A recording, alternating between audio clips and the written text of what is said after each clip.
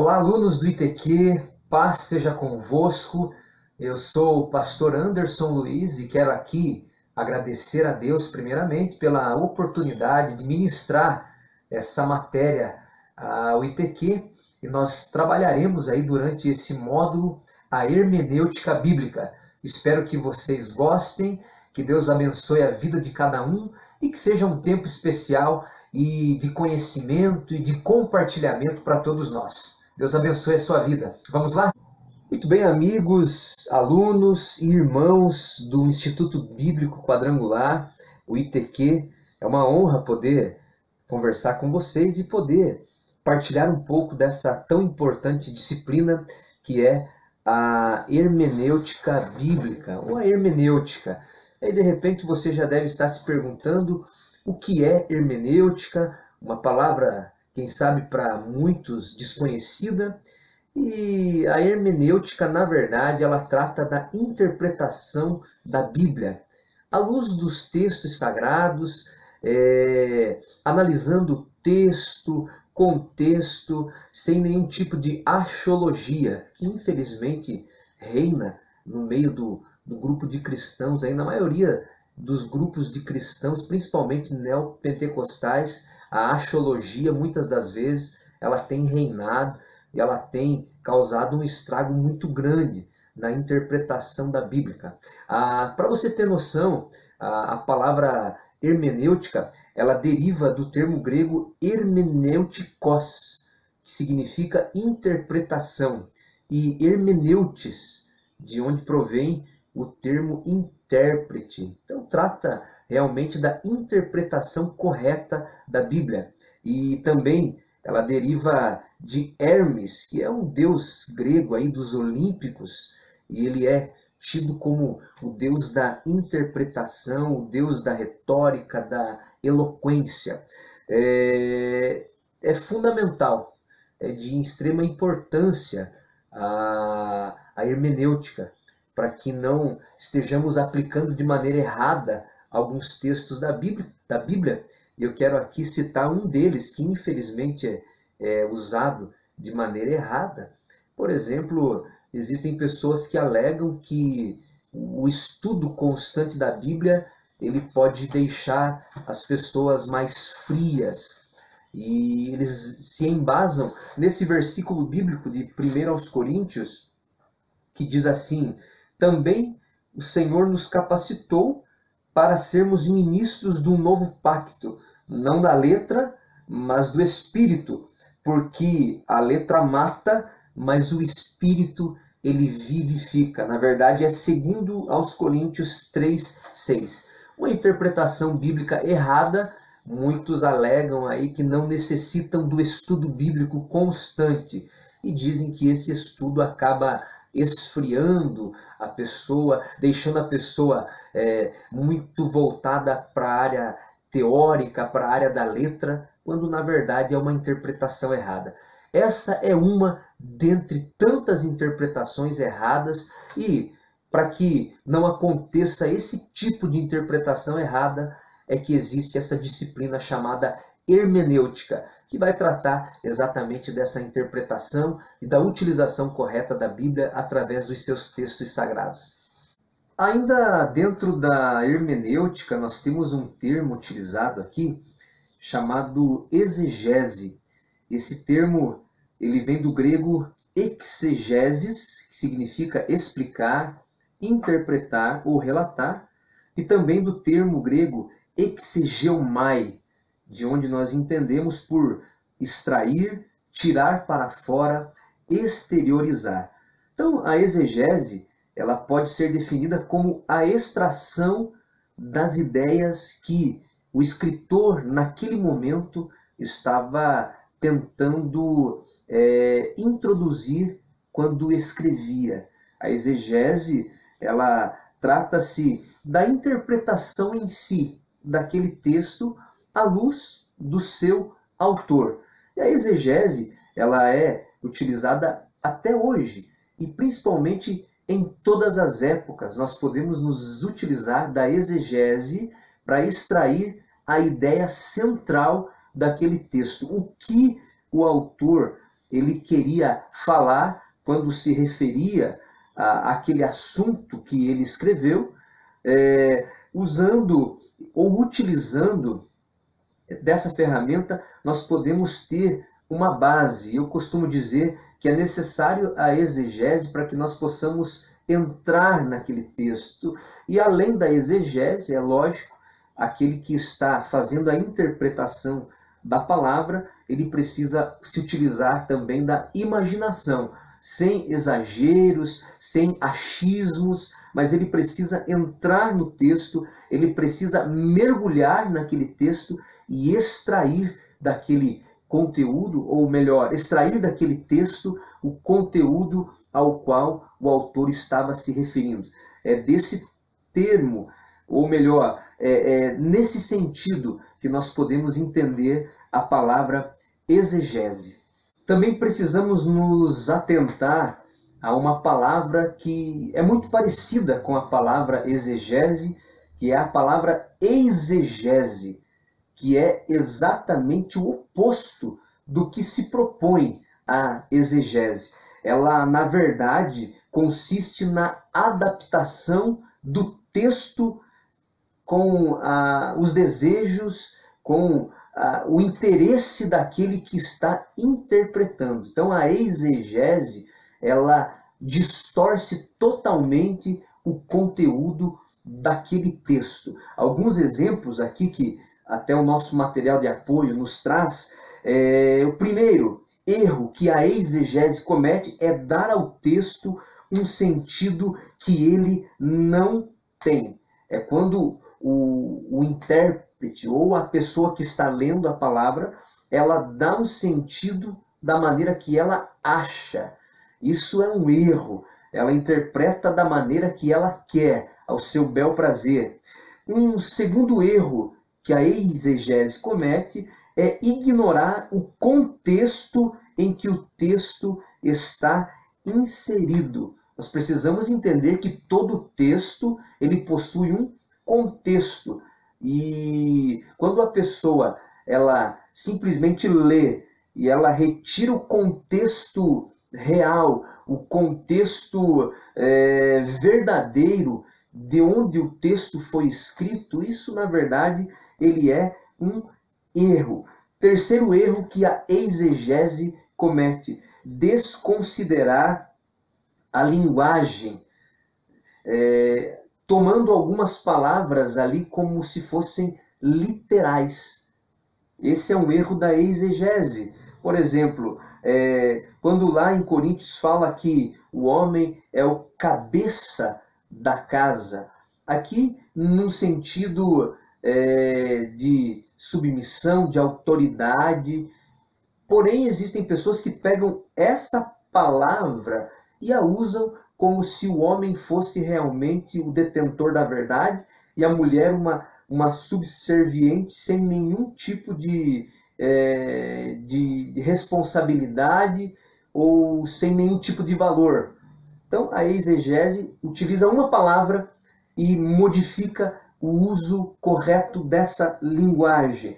Um outro erro da exegese é desprezar o propósito original do texto.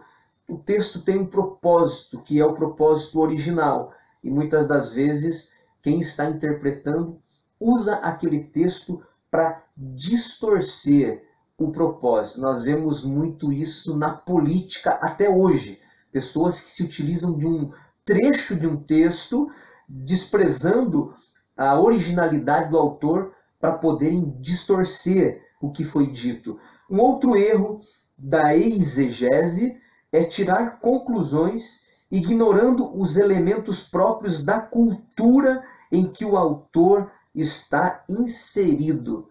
Todo texto bíblico foi escrito em algum momento da história e em alguma cultura. Nós não podemos retirar literalmente a interpretação daquele texto e aplicar em algumas áreas da nossa vida. Por exemplo, se utilizando aqui da poligamia, quando nós lemos o Antigo Testamento.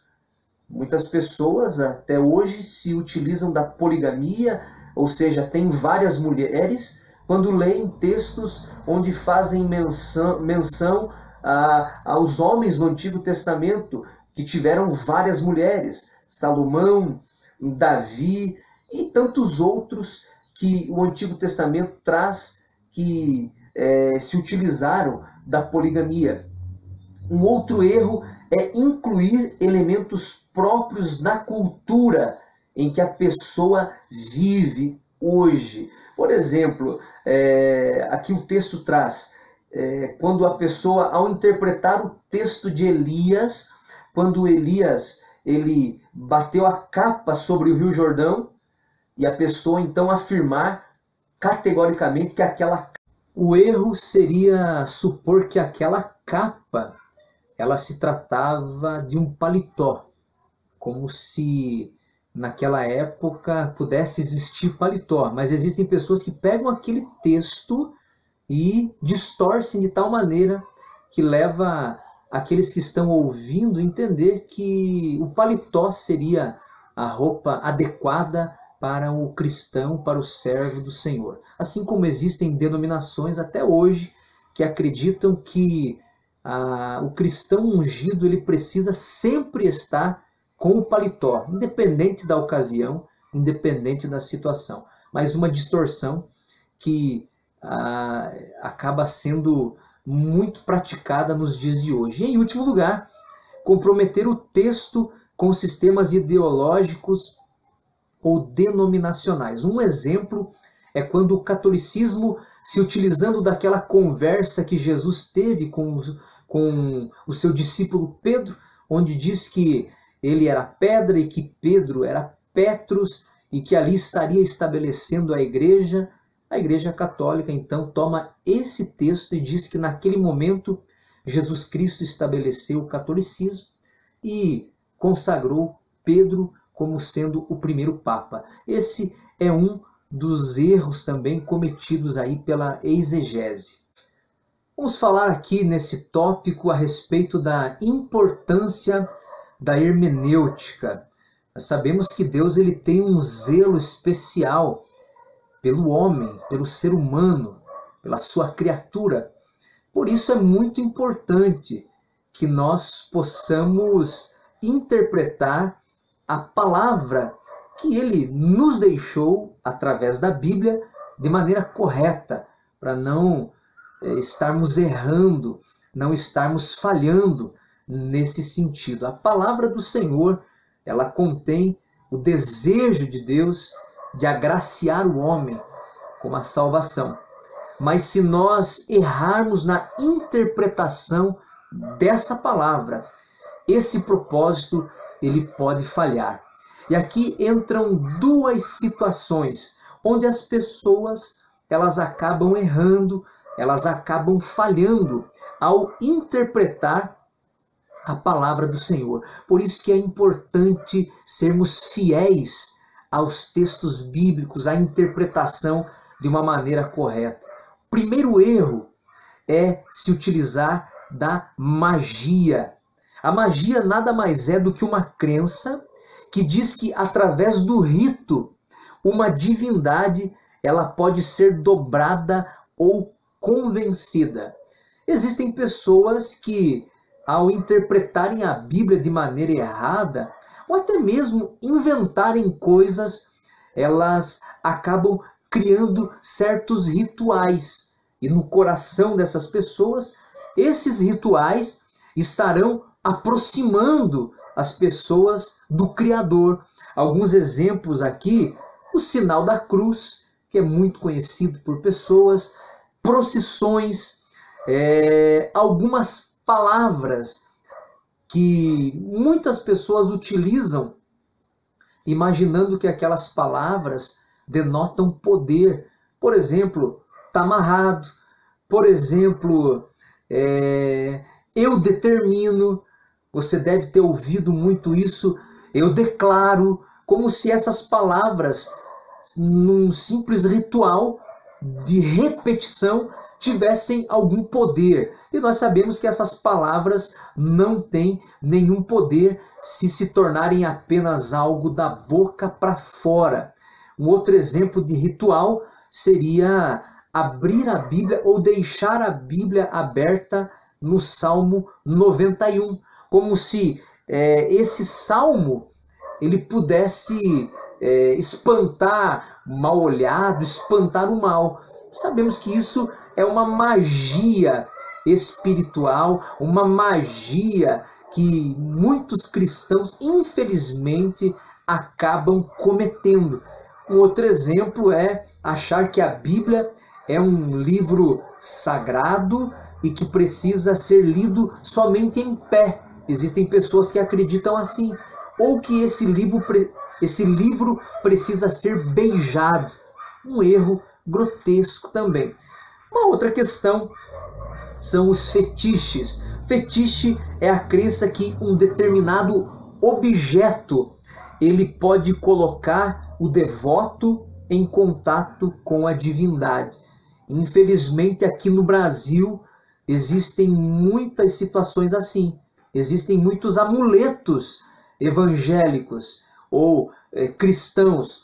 Sal grosso, a rosa ungida, o lenço consagrado. E existem várias e várias situações onde as pessoas criam amuletos, verdadeiros amuletos, para aproximar o homem do Senhor, a criatura do Criador. Nós temos que tomar um cuidado muito grande.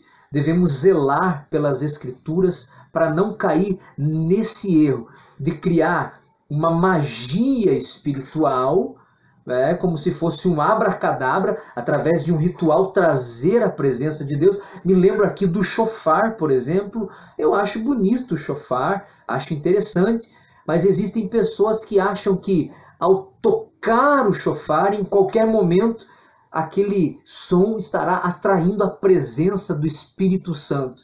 Isso não passa de magia, de fetiche, de utilização de objetos. Que você não caia nesse erro, meu amigo e minha amiga.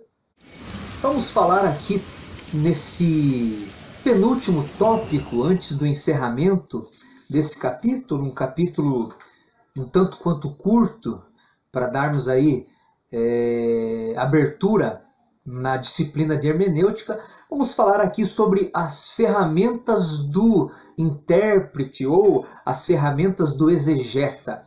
O exegeta, assim como um bom construtor, ele precisa se utilizar de boas ferramentas para que o seu trabalho seja realmente um trabalho que saia com excelência. A interpretação ela realmente seja uma interpretação fidedigna à palavra do Senhor. Então nós temos aqui a primeira ferramenta do exegeta, a Bíblia Sagrada. Não poderíamos deixar de falar que a Bíblia Sagrada é a primeira e a mais fundamental ferramenta do exegeta. Aquele que se dispõe a interpretar a Escritura precisa fazer a utilização da Bíblia. E ele precisa pautar a sua fé e as suas convicções na Bíblia. É lógico que é importante em algum momento procurar outras fontes, e nós vamos falar delas aqui, mas infelizmente muitos pregadores, muitos profetas, muitos ditos apóstolos se utilizam de textos, de comentários de outras pessoas. Não usam a Bíblia como fundamento para a sua pregação. E isso, na verdade, é um erro. Precisamos, em primeiro lugar, utilizar a Bíblia como a principal ferramenta. A segunda ferramenta seria um dicionário bíblico. Existem algumas palavras que derivam de termos gregos, de termos hebraicos, e muitas das vezes ao lermos a Bíblia não compreendemos. Daí então a importância de se ter um dicionário bíblico para entender alguns sentidos, alguns significados à luz de alguns estudiosos que colocaram exatamente ou tentaram colocar na sua exatidão o significado de algumas palavras para que possamos então ter esse entendimento. Uma outra ferramenta seria uma chave bíblica ou uma concordância bíblica. Para você que não conhece essa ferramenta, a chave bíblica ela contém de A a Z algumas palavras-chaves.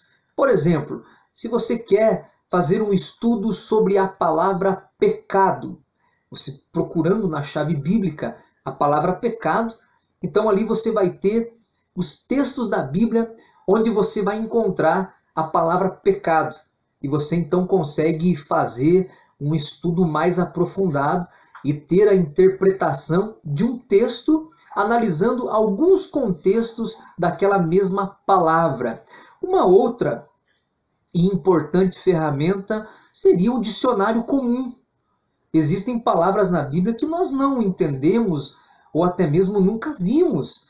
E aqui entra uma questão de humildade também, de pesquisar, de ir atrás. Um dicionário bíblico, aliás, um dicionário da língua portuguesa, muitas das vezes ele vem para nos amparar diante de uma palavra que nós não conhecemos e que, se nós não entendermos o que ela significa, aquele versículo ou até mesmo todo o texto ele ficará sem sentido. Procure, sabe? É muito constrangedor quando você vê pregadores, preletores que não conhecem algumas palavras. Você vê que a pessoa, até para ler aquela palavra na Bíblia, ela tem dificuldade. E ela acaba mostrando para todos que ela não tem o conhecimento e às vezes interpreta aquele versículo de uma maneira distorcida porque não conhece uma palavra dos verbetes da língua portuguesa. Uma outra ferramenta seria uma enciclopédia bíblica. Uma enciclopédia ela já possui uns assuntos mais detalhados. Na enciclopédia bíblica, por exemplo, você vai ter conteúdos relacionados à cultura, à parte histórica das nações, dos povos. Você terá ali um conteúdo mais aprofundado daquele contexto bíblico. Daí a importância de se utilizar também essa ferramenta para a interpretação bíblica, para a exegese. E, em último lugar, um comentário. Existem Bíblias que possuem comentários. Existem Bíblias que trazem o texto, capítulo e versículos, e logo no rodapé você vai encontrar os comentários. Estudiosos, teólogos, pastores, ministros do Evangelho se debruçaram diante da palavra e de outras fontes para poderem tecer alguns comentários que são profundamente importantes para nós que estamos fazendo a interpretação da Bíblia. Daí então também a importância de recorrermos a estas enciclopédias todas as vezes que for necessário. De repente você diz aí, olha, eu não tenho uma enciclopédia, é muito cara, mas está aí a internet que pode nos ajudar, que pode nos auxiliar nesse momento para que possamos nos apropriar dessas e de quantas ferramentas forem necessárias para extrairmos os sentidos, os significados da palavra do Senhor. Finalizando então a nossa primeira aula sobre hermenêutica, eu quero aqui lembrar que você tem aí na sua apostila os exercícios, as tarefas, e acredito que você, como um bom aluno do ITQ, como servo do Senhor, que se propôs a estudar, que se propôs a frequentar as aulas do ITQ, mesmo que à distância, mesmo que através do EAD, através dessa plataforma online, eu acredito que você, como servo obediente, estará fazendo as atividades. Que Deus abençoe a sua vida. Espero que você não fique somente com esta aula, mas que você use o seu material de apoio. Você tem aí o seu livro do ITQ, você tem aí a sua apostila. visite a sua apostila, leia toda a matéria, leia todos os textos, versículos que ali estão e também nos servem de apoio. Eu quero que você faça isso, que você não se limite simplesmente a assistir a essa aula, a essa videoaula, mas que você visite a própria fonte, faça anotações na sua apostila, escreva, use um marca-texto e dessa maneira tenho certeza que o seu estudo ele vai se tornando cada vez mais aprofundado. Seja um bom intérprete da Bíblia. Eu quero aqui, para encerrar, contar um fato que, se não fosse triste, seria até cômico. Conta-se que certo pastor um dia, ao ler a Bíblia, lá no livro de Coríntios, quando o apóstolo Paulo ele nos incentiva a darmos ósculos santos, beijos. A palavra ósculo significa beijo. Conta-se que certo pastor, não detentor da hermenêutica, não conhecedor dos textos da Bíblia, leu esse texto e foi ao púlpito da sua igreja e disse o seguinte: olha, irmãos, Deus me deu a revelação de uma palavra, que nós precisamos usar óculos santos.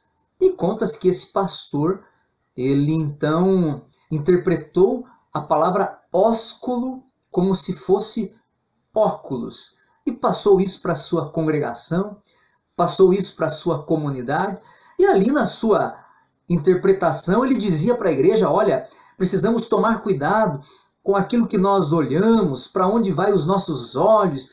E ele então colocou um contexto quando Jesus fala que se um homem olhar para uma mulher, atentar para uma mulher e cobiçá-la, esse homem estaria pecando. E esse homem, esse pastor, discorreu o tempo todo sobre o óculos santo. O tema da sua mensagem foi óculos santo. Como eu disse, seria engraçado se não fosse uma tragédia tornar um texto bíblico, um texto sagrado, e interpretar da maneira errada, ler da maneira errada e ainda ensinar a comunidade de uma maneira errada. Esse é apenas um exemplo de tantos outros que eu, na minha caminhada como cristão, infelizmente eu ouvi, infelizmente eu percebi o erro. E é lógico, a pessoa estava em cima de um altar e naquele momento ela, sem ter o pleno conhecimento do que estava falando, acabou errando. Então, para você não cometer o mesmo erro, tome cuidado com a hermenêutica, com a interpretação da Bíblia. Não seja preguiçoso, não se contente com aquilo que os outros dizem, ou não se contente simplesmente com aquilo que você ouve ou assiste. Vá procurar. Procure na Bíblia, procure em outras fontes, faça como os irmãos de Bereia. Lá no livro de Atos diz que os bereanos, aqueles irmãos que moravam em Bereia, eles eram mais distintos que os outros irmãos, porque eles ouviam as pregações dos apóstolos e em casa eles conferiam com a palavra do Senhor. Então, não engula qualquer coisa, tenha um senso crítico, tome cuidado com os exageros, com a magia, com os amuletos. Tome muito cuidado com a interpretação de maneira errada. Não interprete a Bíblia ao seu bel prazer, mas tenha o cuidado de pesquisar, de investigar e de principalmente orar, para que o Espírito Santo revele para você aquilo que realmente a palavra do Senhor quer falar ao seu coração. Ó, beijo no teu coração, Deus abençoe a sua vida e até a próxima aula, se Deus quiser. Tchau, tchau.